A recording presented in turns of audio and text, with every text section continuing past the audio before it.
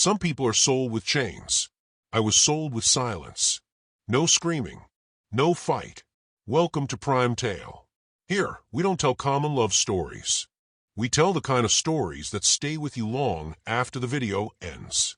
Tonight's story is about power, silence, and a love that was never meant to exist. If you love dark romance, powerful men, and slow-burn love stories that feel real, subscribe to Prime Tale. New stories are uploaded weekly, and every story here is written to be unforgettable. Now let me tell you how it all began. By the time the black car stopped in front of our house, I already knew something was wrong. Not because of the car itself, expensive cars passed our street often, but because my father stopped breathing properly. He stood frozen near the door, one hand gripping the wall as if the house itself was the only thing keeping him upright. His eyes weren't looking at the car. They were looking past it, into whatever future he had already ruined. I was washing dishes. The radio was playing softly. Life was ordinary, painfully ordinary, the kind of ordinary that makes you believe disaster has forgotten your address. Then came the knock. Not loud, not demanding, just certain. My father didn't answer immediately. He straightened his shirt, smoothed his hair, practiced a smile that never quite settled on his face. When he opened the door, the man outside didn't step in. He didn't need to. He wore no uniform, no visible weapon, just a dark coat and eyes that didn't blink often enough to feel human. "Is she home?" the man asked. "Not your daughter. Not Maya. Just she." That was the first time my stomach dropped. They sat at our small dining table like it was built for them. Two men, one silent, one who spoke softly, politely, like a banker discussing interest rates. I stood in the kitchen doorway, unnoticed. Or worse, noticed, but already decided upon. "Your debt has matured," the speaking man said. My father nodded quickly. "Too quickly. I can pay. I just need time." The man smiled. That was when I understood something terrifying. This conversation had already ended before it began. "We're not here for money anymore," the man said. "We're here for balance." Balance. Such a clean word for something so ugly. The silent man finally looked at me. Not with hunger. Not with desire. With assessment. Like I was a piece on a board. "She'll do," he said. My father collapsed to his knees. That was the moment I realized. Whatever they were here for, it wasn't something I could refuse. They didn't drag me. Didn't threaten me. They explained, which somehow made it worse. A marriage. Legal. Quiet. Temporary. No love. No intimacy required. No public affection beyond necessity. I would live under his protection. My father's debt would disappear. And after a fixed period of time, I would be free. I asked one question. "Who is he?" The speaking man paused, then said, "A man who does not repeat his decisions." That was all. When the contract slid across the table, my hands were shaking so badly, I almost couldn't hold the pen. My father was crying openly now. I didn't look at him, because if I did, I wouldn't be able to sign. So I signed. And just like that, my life became someone else's strategy. I met him that night. Not at a mansion. Not in luxury. In a quiet building overlooking the city, dark glass, guarded doors, the kind of place that hides power instead of showing it. He stood by the window when I entered. Tall. Still. Hands clasped behind his back. He didn't turn around immediately. "Sit," he said. Not harsh. Not gentle. Final. I sat. Only then did he face me. He wasn't what stories describe. No tattoos on display. No cruel smile. No obvious menace. Just a man with eyes too calm for someone who controlled anything. "I didn't buy you," he said. That was the first thing he said to me. I looked up sharply. "I bought time," he continued. "And silence." He slid a document toward me different from the first. "Rules. You will be safe," he said. "You will be respected. You will not be touched unless you choose it." Then he paused. "But you will stay." I swallowed. "And if I don't?" For the first time, something flickered in his eyes. Not anger. Disappointment. "That," he said, "would make things complicated." There was no wedding dress, no guests, no vows spoken aloud, just signatures, witnesses, a ring placed gently on my finger like it weighed nothing at all. When it was over, I felt nothing. No fear spike, no relief, just a strange emptiness. In the car, he sat beside me, silent. I finally asked, "Why me?" He didn't answer immediately. When he did, his voice was lower. "Because you were not chosen for beauty," he said, "or innocence." I turned to him. "You were chosen," he continued, "because you endure." That terrified me more than anything else he could have said. The house wasn't locked. That was the first thing I noticed. No guards inside. No cameras pointed at me. Just space. Quiet. Order. He showed me my room himself. "If you need anything," he said, "you ask." Then he added, "And if you ever feel unsafe, it will not be because of me." He turned to leave. I stopped him. "What do I call you?" He paused at the door. Then, without looking back, he said, "You'll call me Elias." The door closed softly behind him, and that was when I understood. I wasn't trapped in a cage. I was standing at the edge of something far more dangerous. A man who didn't need to frighten me, because the world already did it for him. The first night in his house, I slept with the door unlocked, not because I trusted him, but because I needed to know if fear would come quietly or knock. It never came. Morning arrived without noise. No alarms. No voices. No sense of being observed. Sunlight spilled through tall windows like the house had been waiting for it. I lay still in the unfamiliar bed, listening not for footsteps, but for confirmation that I hadn't imagined everything. That I hadn't signed my life away in some surreal nightmare. But the ring on my finger was cold and solid. Real. I got up slowly and stepped into the hallway. The house felt awake. Not lived in, but alert. As if every wall knew something I didn't. As if the silence itself was employed here. I found the kitchen easily. It was too clean. Too precise. A cup of tea sat on the counter. Still warm. Beside it was a folded note. "You didn't eat last night. Drink this." I stared at the initial longer than I should have. No hearts. No softness. Just awareness. And somehow, that unsettled me more than cruelty would have. I didn't see him until evening. I spent the day wandering the house, half expecting someone to stop me. No one did. Every door opened. Every window unlocked. Freedom placed deliberately. When he finally appeared, it was quiet. No announcement. No dramatic entrance. He stood near the staircase, jacket off, sleeves rolled, like a man who had already finished several invisible battles before dinner. "You didn't try to leave," he said. It wasn't a question. "I didn't know where to go," I replied. That earned me a look brief, unreadable. "Dinner is ready," he said. We ate across from each other at a table too large for two people. He didn't ask me questions. Didn't probe. Didn't invade. Which made the space between us heavy with things unsaid. Finally, I asked, "Are there rules I don't know yet?" He wiped his hands carefully. "There are rules," he said, "but not the kind you think." He met my eyes. "You will not lie to me. You will not run. And you will not confuse kindness for weakness." I swallowed. "And you?" I asked. For the first time, he hesitated. "I will not touch you," he said, "unless you ask." The words landed heavier than a threat ever could. It happened 3 days later. I was standing near the window when I felt it. That feeling you get when you're being watched, but not from inside the room. I turned slowly. Across the street, a car sat idle. Engine running. Windows dark. I told myself it was nothing. Until Elias appeared beside me. He didn't look at the car. He looked at my reflection in the glass. "Step away from the window," he said quietly. Something in his voice changed. Not fear. Precision. "Is that—" I started. "Now." I stepped back. The next hour unfolded in silence. He made a call. Gave short instructions. His jaw tightened just enough to tell me this wasn't routine. When he ended the call, he turned to me.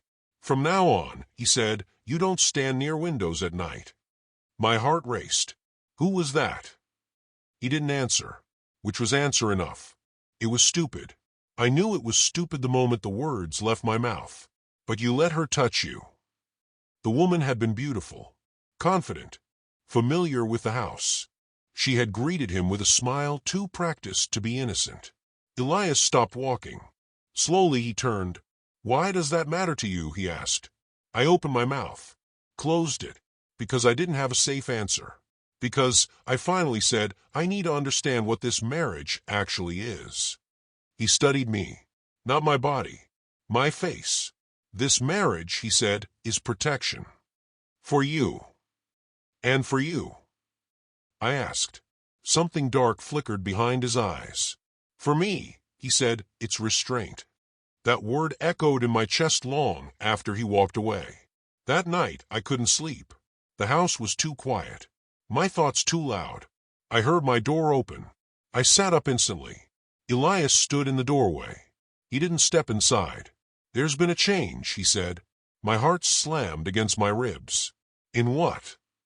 "In how exposed you are." He exhaled slowly.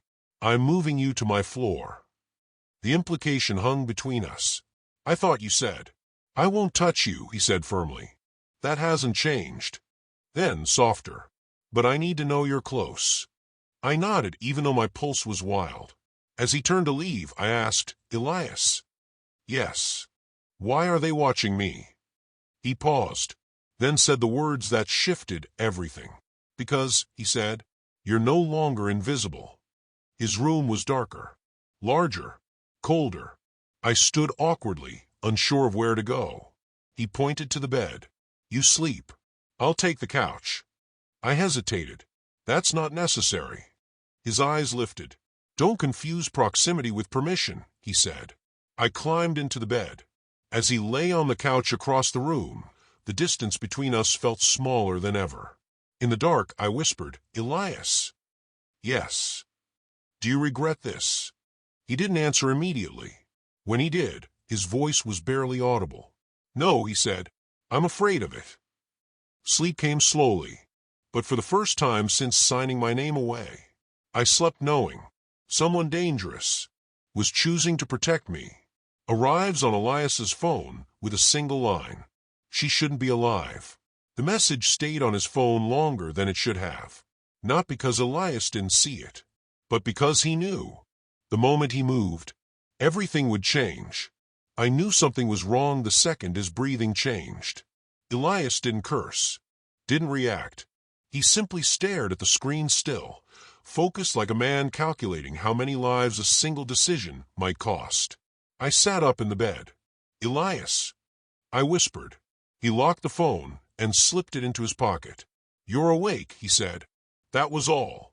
But his voice had shifted. It wasn't colder. It was farther away, like he'd stepped into a part of himself I hadn't been allowed to see yet. "Is someone coming?" I asked. He looked at me for a long moment. Then he said something that made my chest tighten. "Possibly." By morning, the house had changed. I couldn't explain how, I just felt it. The air was sharper, the silence heavier.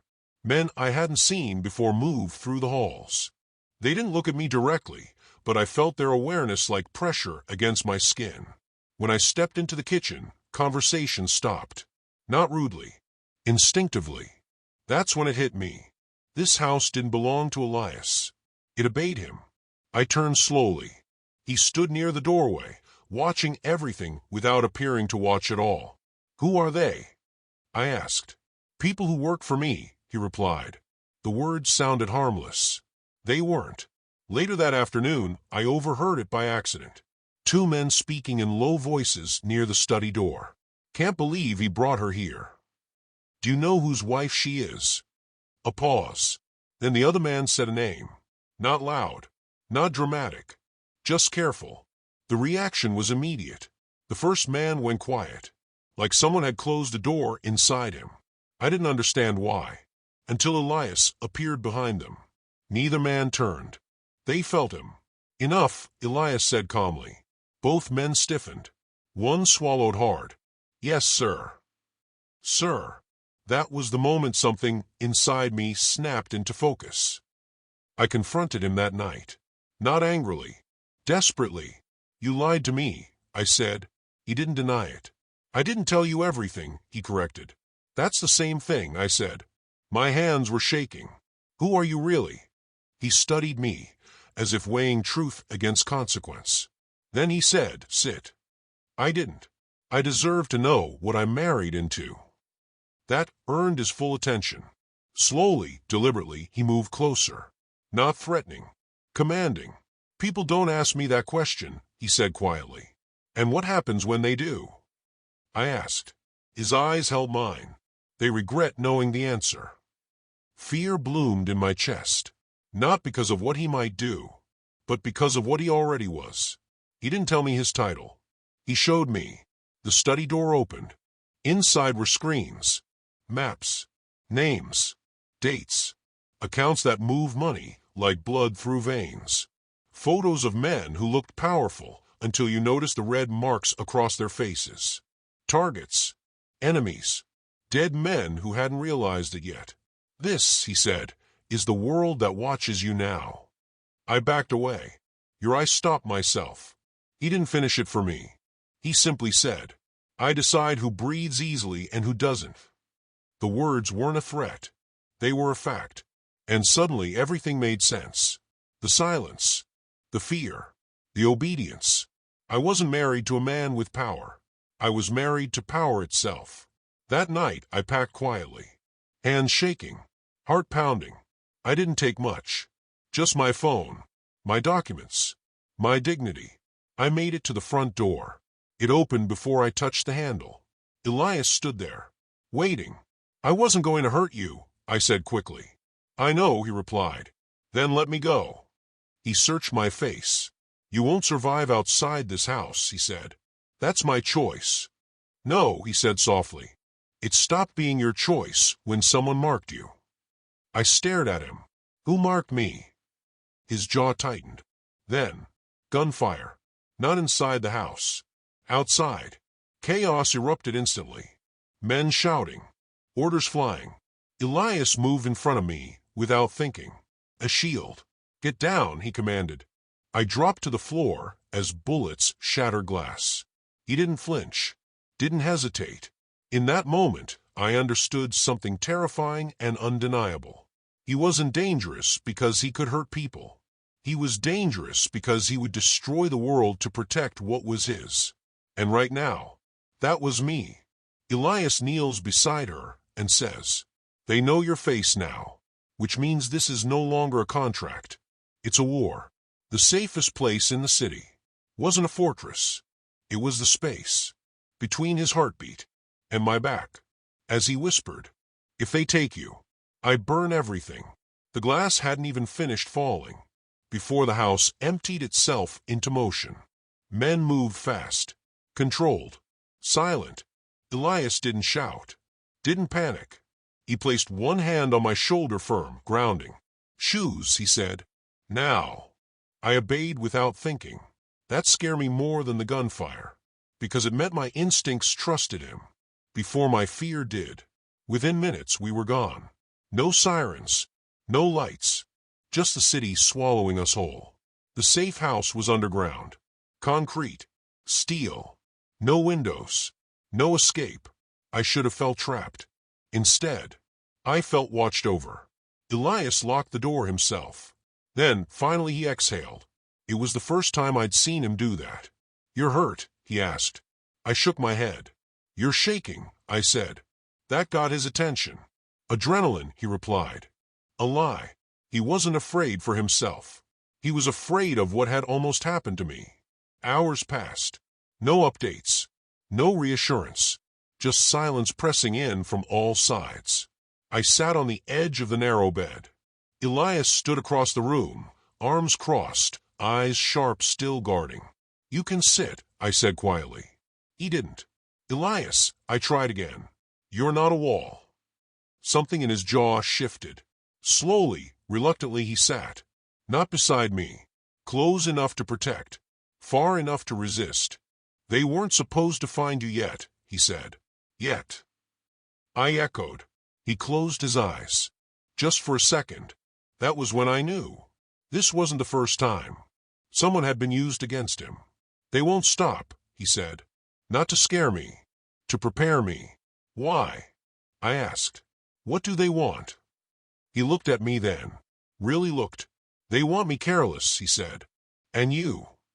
I whispered. You're the proof, he replied. My breath caught. I didn't choose you because you were invisible, he continued. I chose you because you survive.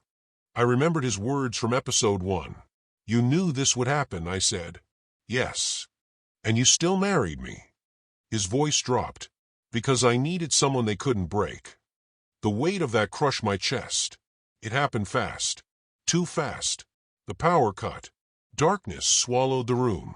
Elias moved, instantly pulling me behind him, one arm shielding me completely.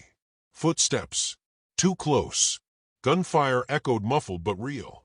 Someone grabbed my arm. I screamed. The world exploded. Elias didn't hesitate. He broke bones like decisions clean, final. The man never touched me again.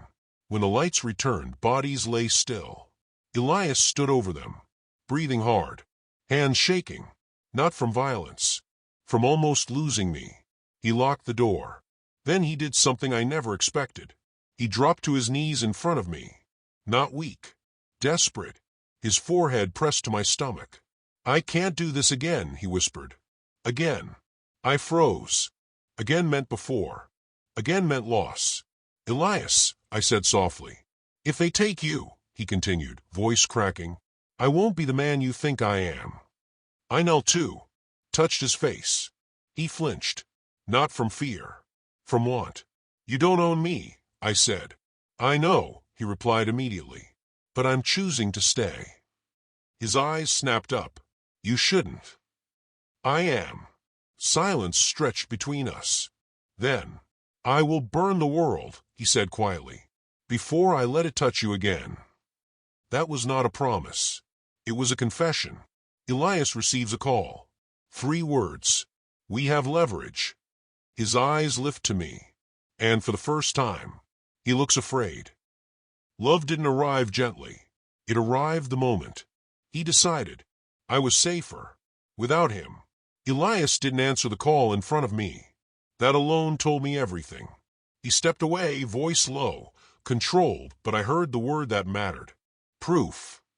When he came back, his face was carved from stone. They want you alive, he said.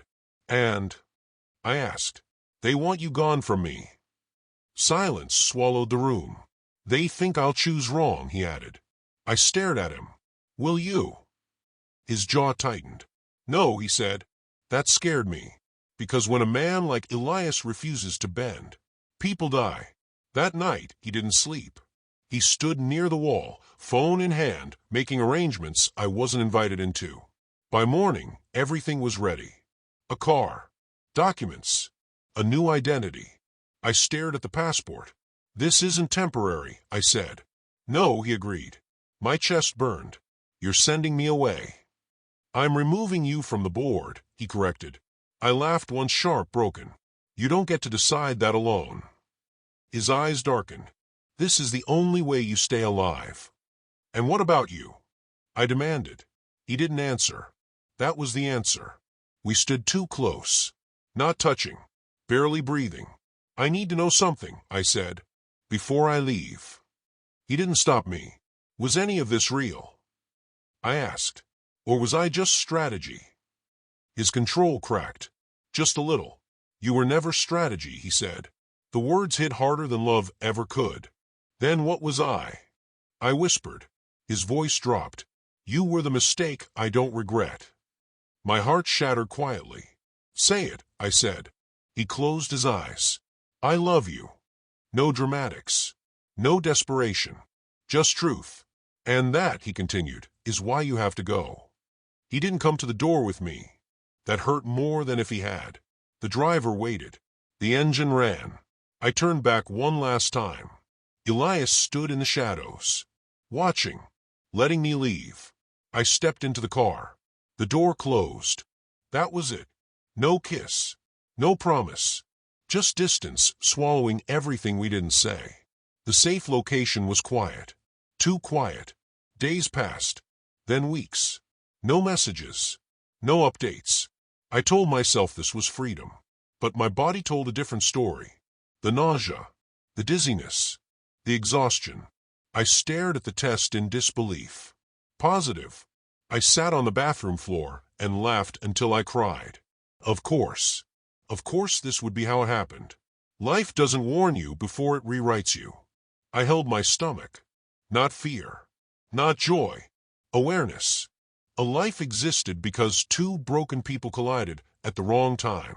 Or maybe the only time. I thought of Elias. Of the way he held himself together through sheer will. Of how he let me go because he loved me too much to keep me. He doesn't know, I whispered to no one. And for now, he wouldn't. Because if Elias learned the truth, the world wouldn't survive his reaction. A message arrives on Elias's phone months later. She disappeared. And there's a child. His reply is one word. Find. The first thing Elias did, when he learned about the child, was not cry. He locked the city down.